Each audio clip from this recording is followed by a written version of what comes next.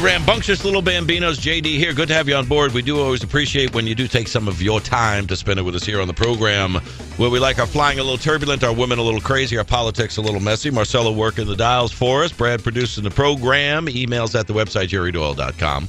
Poll question up there for you today at the website. The $823,000 GSA Vegas spending scandal has now seen its way through 4 congressional hearings, endless politicians pointing blame, and untold hours of media scrutiny. What do you say? Nobody says a necessary process to rid corruption. 12% say it has to start somewhere.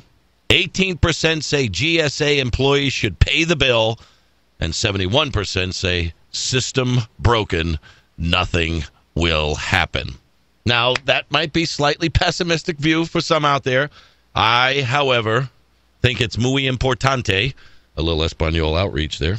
Muy importante. That's probably not even close to Espanol, but it's close enough as far as I am concerned, having gotten 2 failing grades 2 years in a row in my Spanish class from Cecilia Roldan, who called me Pepe. I refused to answer her.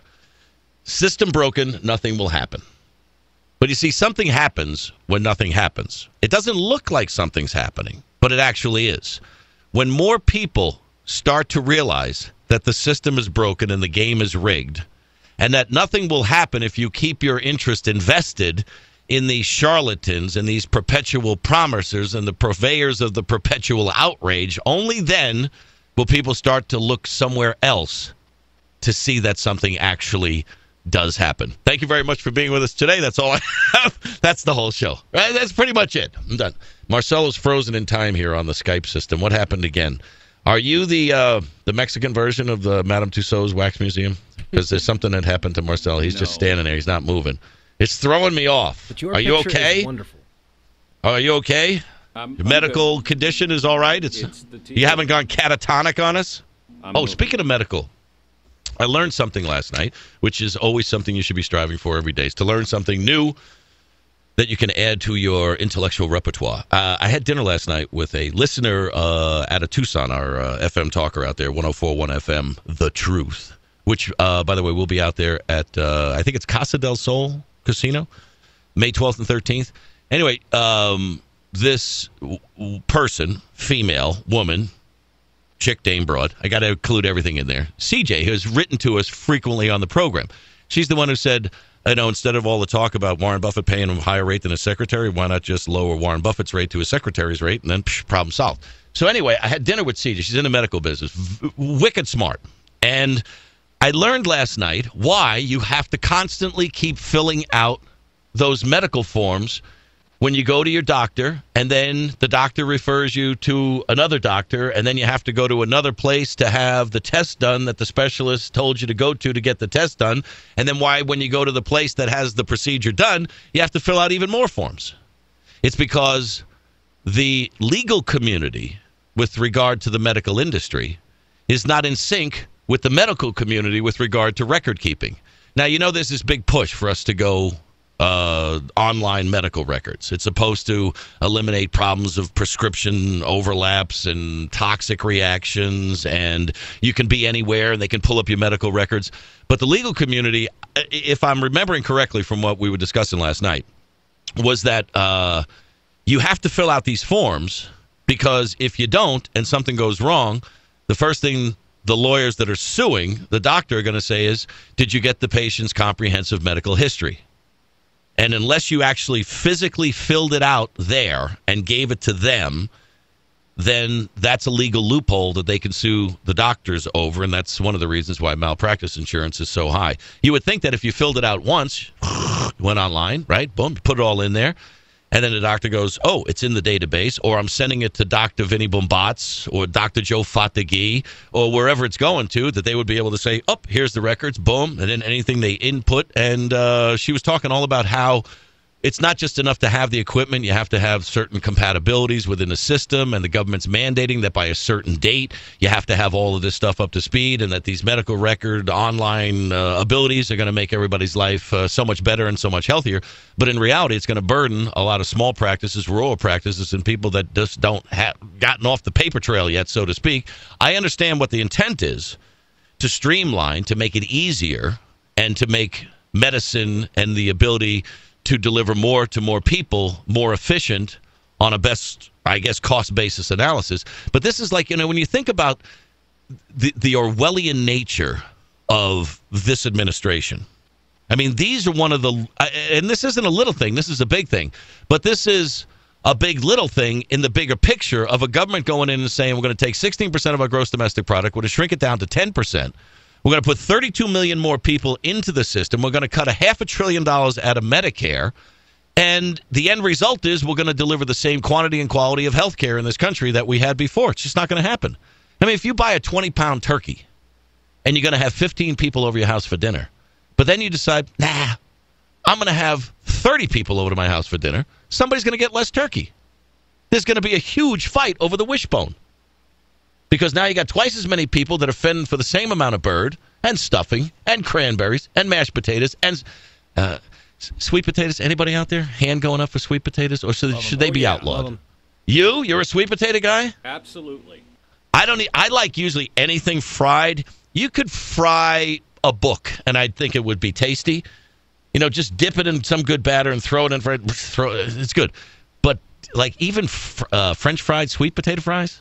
There's something about them that I go into like Really? You like those things? Absolutely. My favorite. Sweet potato? What about Brussels sprouts? You dig Brussels sprouts? Are those? No? You giving me a wave off on the Brussels sprouts, even though you got a green shirt on. Obviously, you're a man close to nature. I don't dress based on the food that I like. What do I have on? Yellow Brick Road. Oh, that's the band here in Las Vegas that gave the awesome concert at the Henderson Pavilion.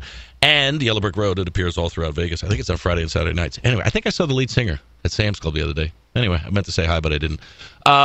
Brussels sprouts. Thumbs up, thumbs down. House and you made them, and those were delicious. Most people don't like Brussels sprouts. They're like little mini cauliflowers. And people are like, they're too bitter, they're too this, they're too that. No, you just run them through that mandolin, shred them up nice. You put a little salt and pepper on them, a little bit of olive oil in the pan, heat it up, throw in a little garlic, not right away, it'll get too hot. And then you put a little pancetta in there, render that down, take the pancetta out, throw the Brussels sprouts in with a little bit of white wine, throw the pancetta back in, got to have a little bit of butter just for the glisten, put it all top on top, steam it down a little bit, whoosh, turk it out, little fresh ground pepper, boom, maybe a little Parmesan cheese, delish. Okay, delish. Like that, delish. Delish, right. Now, I wouldn't just pop them in my mouth like I was eating Brussels popcorn. That would be, you'd get that between your teeth, and that taste would stay in your mouth for about 35 years. But Brussels sprouts. Anyway, the sweet potatoes, the whole thing. Anyway, the whole point is you only have so much food to go around. And when you start to put more people at the table, well, somebody's going to have to sit at the kiddie table. And at my age, with what I pay in taxes and what I've paid into the system over these years, I don't want to get put to the kiddie table with the mismatched plates and silverware and the glasses that are just a cleaned out mason jar from some jelly company or some conqueso that somebody heated up. It's like eating at Charles's house. Well, not anymore because Charles is married now. But it's like going to Chuck's house. This is where the bad kids go? Is this what happens to you when you don't do your homework? But anyway, that was one of those revelations last night about, wow, these little idiosyncrasies that this administration thinks, yeah, we'll just take over health care. No big deal. How hard can that be? The answer is hard. That's the answer. It's very hard because the left hand isn't talking to the right. The left side of the aisle isn't talking to the right. And the right people aren't talking to the people who should be hearing what needs to be done in order to do what we should be doing, which is to try and figure out a way to make our healthcare system more deliverable at a better cost and not to be looking at cost-adjusted life years and, we're going to spend $20,000 on you, Jerry, but you're not going to get 6 months plus a day, so we're not going to give you the treatment. Hey, you're 80 years old. You had a good life. Who says you need this procedure? Shouldn't you give it to someone younger? No, I shouldn't. I want it now. I paid for it. I'm paying for it, and I want it. I don't want to have to take one for the old healthcare team.